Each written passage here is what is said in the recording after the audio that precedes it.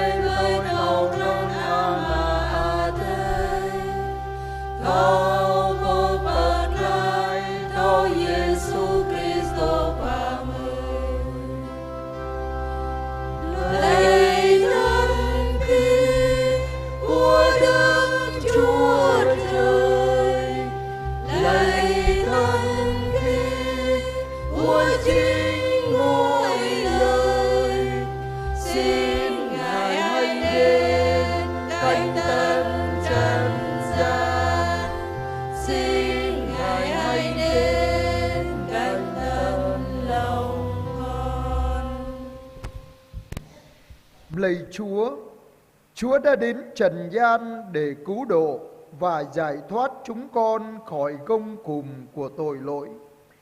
Chúa đã ưng tuyển mẹ Maria làm mẹ Chúa, để mẹ trở thành đứng trung gian truyền thông ơn cứu độ của Chúa đến cho chúng con. Chúng con xin Chúa ban cho chúng con có được một niềm tin và lòng mến sắt son như mẹ, biết hoán cải bản thân, cải thiện đời sống trở về với Chúa trong mùa chay thánh này. Chúng con cầu xin nhờ Đức Giêsu Kitô Chúa chúng con.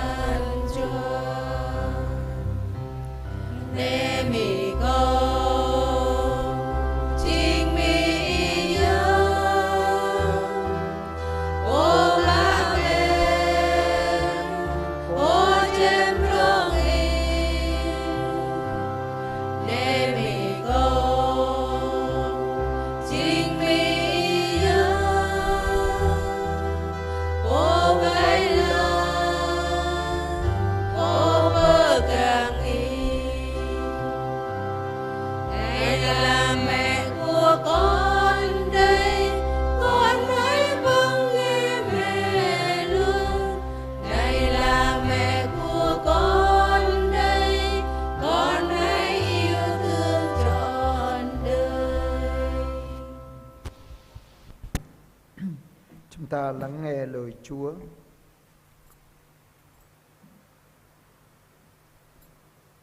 Đứng gần thập giá Đức Giêsu có thân mẫu người và chị của thân mẫu bà Maria vợ ông Clopas và bà Maria Magdala. Khi thấy thân mẫu và môn đệ mình yêu mến đứng bên cạnh, Đức Giêsu nói với thân mẫu rằng: Thưa bà, đây là con của bà. Rồi người nói với môn đệ: Đây là mẹ của anh. Kể từ giờ đó, người môn đệ rước bà về nhà mình.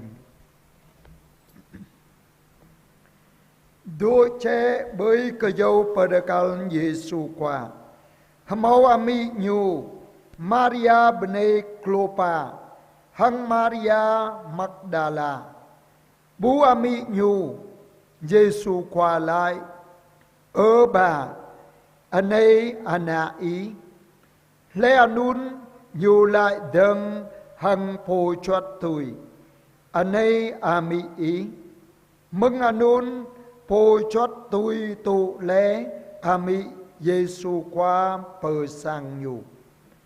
Xin kính mời cộng đoàn ngồi.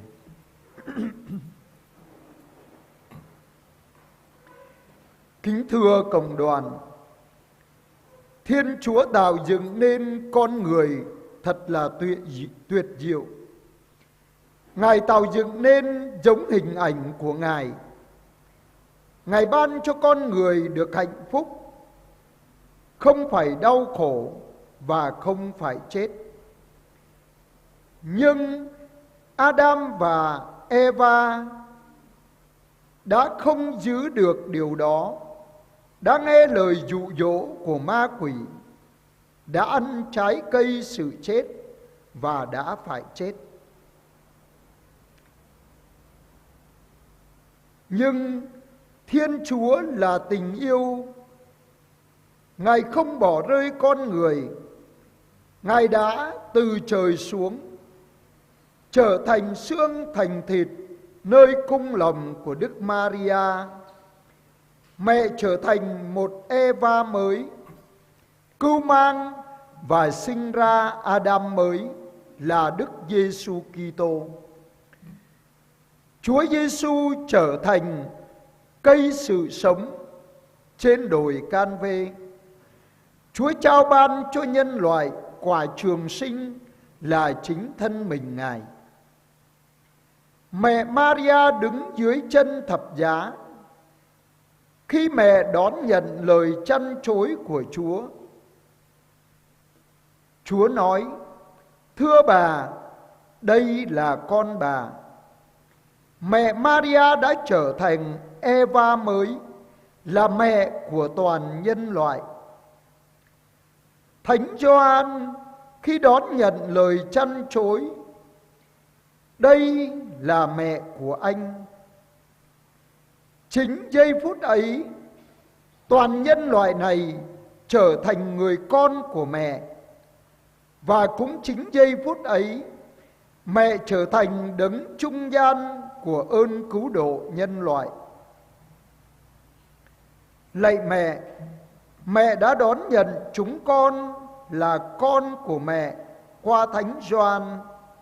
Xin cho mỗi người chúng con biết mở lòng ra đón mẹ vào nhà chúng con, để mẹ là đấng cứu giúp, nâng đỡ và dẫn đưa chúng con đến với Chúa luôn luôn, để lãnh nhận ơn tha thứ và đón nhận mình Thánh Chúa là của ăn nuôi sống chúng con đời đời. Ở dạ mị ma mệt nông dòng đời đời mai đi dòng kèng khắp. Khoa đề bởi trình mà nuôi mà nằm hem bịa ma. Nhu bởi trình ca rợt group nhu. Rơi tờ lời hợp tiếp rơ núc rơ noa. Bu bức tờ lời tờ nạp. Hăng bu dày ố. Sa mơ Adam hằng Eva bu dạ phiếu bưng boan cờ chập anun gờ nhu ngạ tôi giang sát blue black bong bó com hằng dày dở khoa đề nhu dinh bờ khắp nhu bờ ngạ nhu po đo rừng ít lòn nhu prun rây dinh hờ rúc mà núi bơi tên ami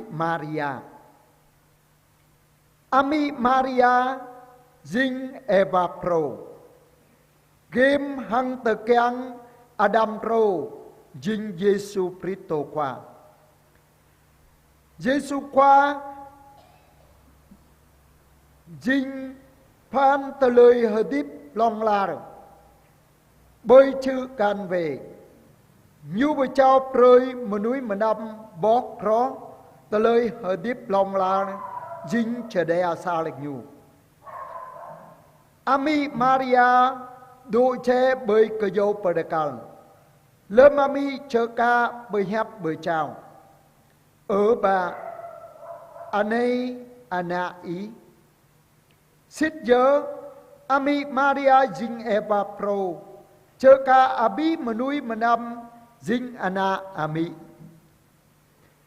po mà giang Johan lâm chờ ca hẹp bơi chào anei ami ý nhu dinh po bo pa la abi mà núi mà năm chờ ca ami Maria lại bơi sang nhu dinh mà núi mà năm cơ bình ta chờ ca ami dinh ami cơ bình ta xích mông anun abi mà núi mà năm dinh ami dinh ana ami Maria xích bịa mạ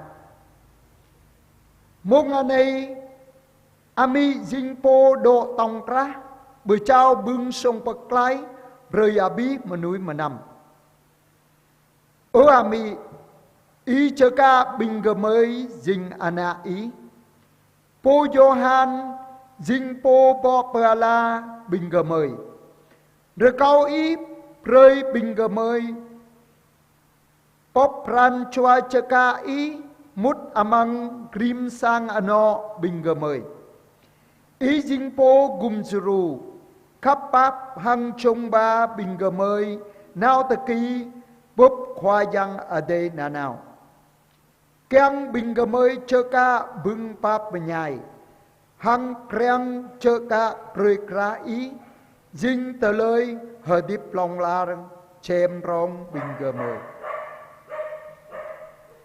giờ đây cơ bình tha chúng ta cùng đứng để chúng ta hát kinh lạy cha kinh kính mừng kinh sáng danh bằng tiếng Sarai.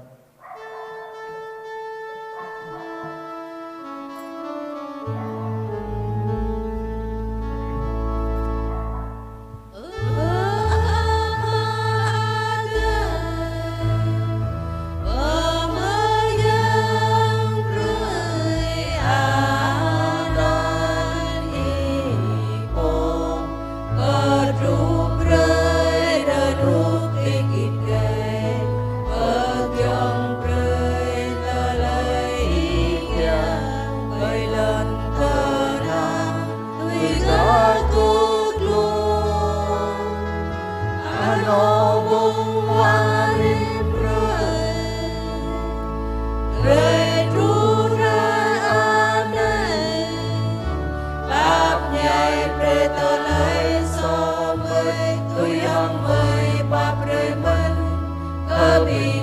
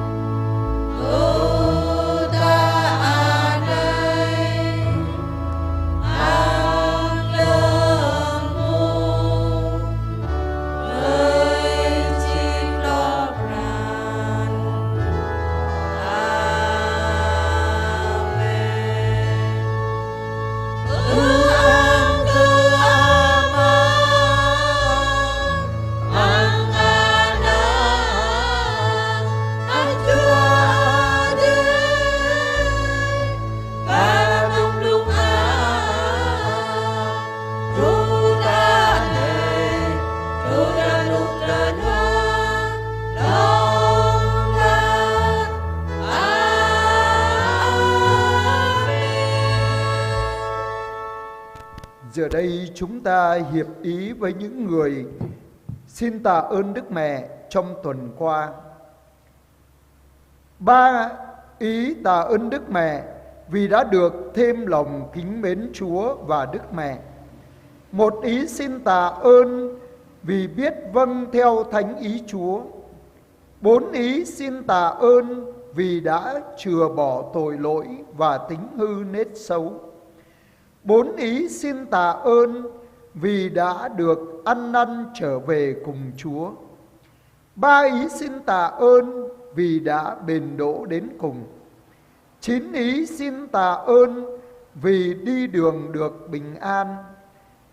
6 ý xin tạ ơn vì đã có công ăn việc làm. 6 ý xin tạ ơn vì gia đình sum họp hòa thuận thương yêu nhau. 3 ý xin tạ ơn vì gia đình được bình an. 1 ý xin tạ ơn vì đã được như ý. 2 ý xin tạ ơn vì con cái ngoan ngoãn học hành tấn tới. 4 ý xin tạ ơn vì đã khỏi ốm đau bệnh tật. 1 ý xin tạ ơn vì đã cầu cho các linh hồn. 1 ý xin tạ ơn vì đã thánh hóa bản thân, cải thiện đời sống. 1 ý xin tạ ơn vì đã được cứu giúp trong cơn gian nan khốn khó.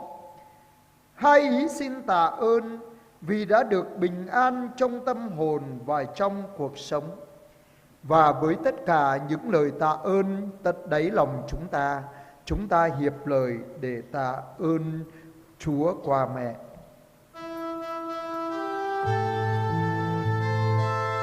Hiệp cùng mẹ Thiên Chúa, chúng con xin tạ ơn Cha. Chúng con xin tạ ơn Cha. Bình ta mút rom hăng cơ bình po beni cơ khoa yang ở đây mừng ami Maria giàu lạp rơi remai cho beni cơ mi Maria doa cơ bờ thim ran khắp khoa yang ở đây hăng ami Maria sai cho beni vì thâu bờ mư hẹp khoa yang ở đây đôi cho beni doa cơ bây giờ ta lời hờ tiếp amang ra bờ com rơi chăn 5 cho beni doa cơ nào amang chelan renuk renoa đôi cho beni doa cơ hờ mau pra ma sa cho beni doa cơ đuôi ma lại hờ nữ đom sa cho beni doa cơ tui pran Rema cho beni doa cơ klom ra noa glau cho beni doa cơ gum jeru glom tenap tenong glau cho beni doa cơ renuk renoa amang pran hang amang taloi hadip doa cho beni doa cô từ kyang hem doa cho beni doa cơ mau anaba hằng đum ta lời beni đọ mang pran cho ta ta mút rom beni khoa yang ở đây hiệp cùng mẹ Thiên Chúa chúng con xin tạ ơn Cha. Chúng con xin tạ ơn Cha. Chúng ta xin hiệp với những người xin ơn Đức Mẹ trong tuần tới này. 8 người xin thêm lòng kính mến Chúa và Đức Mẹ. 7 người xin ơn biết vâng theo thánh ý Chúa. 1 người xin dâng mình cho Chúa trong đời sống tu. 8 người xin từ bỏ tội lỗi và tính hư nết xấu. 6 người xin ăn năn trở về cùng Chúa. 4 người xin ơn bền đỗ đến cùng. 12 người xin đi đường được bình an. 12 người xin có công ăn việc làm. 7 người xin ơn mau trả hết nợ. 4 người xin ơn đòi được nợ. 12 người xin cho gia đình sum họp hòa thuận thương yêu nhau. 11 người xin cho gia đình bình an. 5 người xin ơn như ý. 10 người xin cho con cái ngoan ngoãn học hành tấn tới. 1 người tìm được người thân. 12 người xin ơn khỏi ốm đau bệnh tật. 6 người xin ơn chết lành. 10 người xin cầu cho các linh hồn. 9 người xin ơn thánh hóa bản thân, cải thiện đời sống. 9 người xin ơn cứu giúp trong cơn gian nan khốn khó. 10 người xin ơn bình an trong tâm hồn và trong cuộc sống. 1 người xin ơn sinh nở bình an. 1 người xin tìm thấy của cải. Và với mỗi tấm lòng của chúng ta hiệp để xin với mẹ, chúng ta cùng nài xin mẹ cầu thay nguyện giúp cho chúng ta.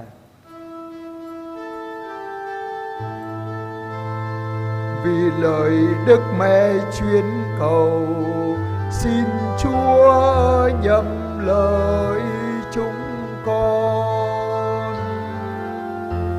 Xin Chúa nhận lời chúng con. Bình ta mút ròm hăng cờ bình pô, cờ vư rồi câu cờ mỹ Maria giàu lạc rơi. Rồi mai chô rồi câu mỹ Maria bờ thim giàu lạc rơi bờ thim ran khắp khoa giang ade hăng mỹ Maria. Đoa ra ban chô rồi câu thâu hờ mư hẹp khoa giang ade. Pa chô rồi câu bây giờ ta lời hờ điếp amang proa bờ com rơi chăn. Từ chú chô rồi câu lui ta lời xó hăng cờ núi sạp ran. Đoa ra ban chô rồi câu hực lọc đoại lại hằng khoai giang à đề. Từ chú chô rồi câu cờ chấp rú bà đút. Từ chú chô rồi câu nào amang trở lan rồi nút rờ noa. Pa chô rồi câu mau proa ma. Pa chô rồi câu tanh la abi hả nữ. Pa chô rồi câu đuôi mạc lại hả nữ đom. Từ chú chô rồi câu sang ano bờ góp thâu mút rõm kèng khắp. Từ chú chô rồi câu sang ano rồi nút rờ noa. Rồi ma chô rồi câu tùy pran. Rồi ma chô rồi câu ana sang ram đi tùy. Đoai chô rồi câu bú lại mơ núi chạy chầm. Hợp lũ chô rồi câu lâm rọa noa. Chập ăn chô rồi câu dây mà ác. 5 chô rồi câu giàu lại rơi bình bằng át chòa. Lâu chô rồi câu bờ hơi chí rồi bồ bập lý tờ lời hờ điếp. Chập ăn chô rồi câu gum chru lom tờ nạp tờ nồng. Lâu chô rồi câu rồi núp rồi noa amang pran hăng amang tờ lời hờ điếp. Sai chô rồi câu tờ keng hèm. Sai chô rồi câu mau ana ba. Pa chô rồi câu ép bú công ngàn. Hằng đùm mà ta tờ lời cơ bình ta keng rồi câu cơ mỹ Maria giàu lại. Ta mút rõm cơ vứ rồi câu cơ mỹ giàu lại rơi. Vì lời Đức Mẹ chuyên cầu, xin Chúa nhậm lời chúng con. Xin Chúa nhận lời chúng con. Giờ đây mẹ rất vui khi thấy đoàn con của mẹ trên tay cầm những đóa hoa với tấm lòng của một người con dâng lên mẹ. Giờ đây chúng ta hiệp với đóa hoa bằng cõi lòng của tình mến mẹ. Chúng ta cùng hát và dâng lên mẹ những đóa hoa để xin mẹ chúc lành và ban muôn ơn lành cho chúng ta.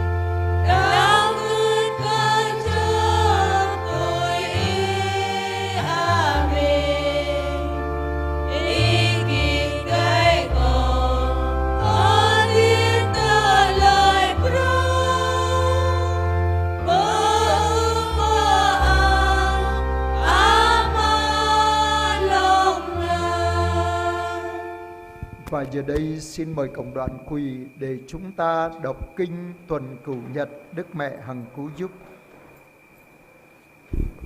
Amin anong kumjru lăng và min ru bọ mà ta ý có mò thêm pran cơ đang hơi in cơ pran chua ý cho mà dua cơ có bu ra đa ý dơ ami hanin của ngọt Giêsu qua ý lạc pi amang tanga chim cô tu bong cơ đinh amang pran chua lâu cơ tu arang bong cơ đinh bơi kêu cơ đa nhu bú lâu lê tung tà lê tà nạp nhu không tu anh nhu tà tự hàng y tà tự rong tông nhu mình dua cơ ami ý anh cơ tà nạp abi tà lê tiết ý đúng tà lê tà nạp anh rê cơ cầu thâu lũ và ý na dùng thông rin dạ mà xích nhớ y phô mút rôm mà mang rọa bật lại menu mà nằm hàng y màu cơ tư rôm rin cơ nam bơi cơ pin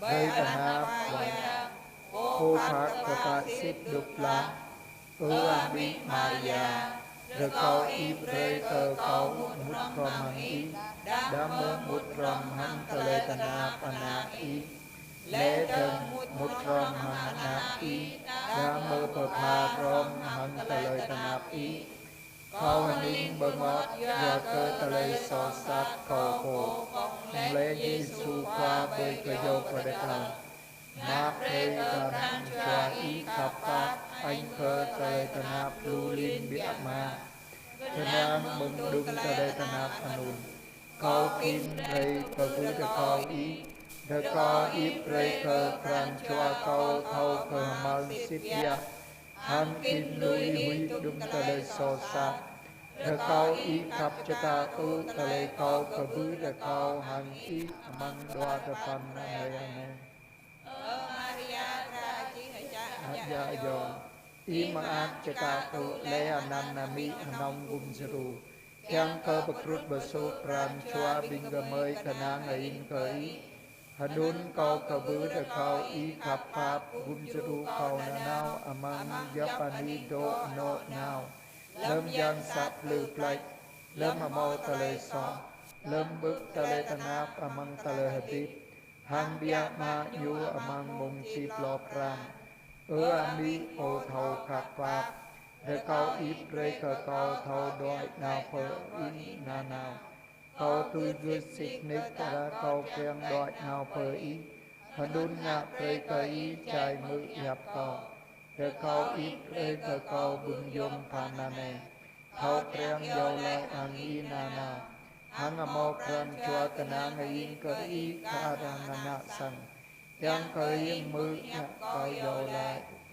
mơ gum seru câu na nào hăng rê cơ câu bưng đạo cứ cơ chắp ru cơ lịch ami anong gum seru để câu y bờ phụ rê nhắm cơ câu hăng dâu lại gum rê cơ câu thụ tạ nè hăng lâm mung chip lo pran amen ami anong gum seru để câu y quay lăng bờ găng binh phô độ rong câu bờ găng cơ phô co đinh phun cơ phun chân nôm giang cơ lon cầu cơ sang ano cầu cơ đời amai ở đời dòng cầu cơ binh hai chặt hàng abi bang binh phô tana tức thọ nói cơ binh bằng át cho do amangani bờ gai ami Maria nong gum seru để câu y dâu lại gum rơi cơ cầu đà ơi an phong số phô vai lăng bờ gan cầu để câu y gum seru cầu lâm cơ bạp lư cầu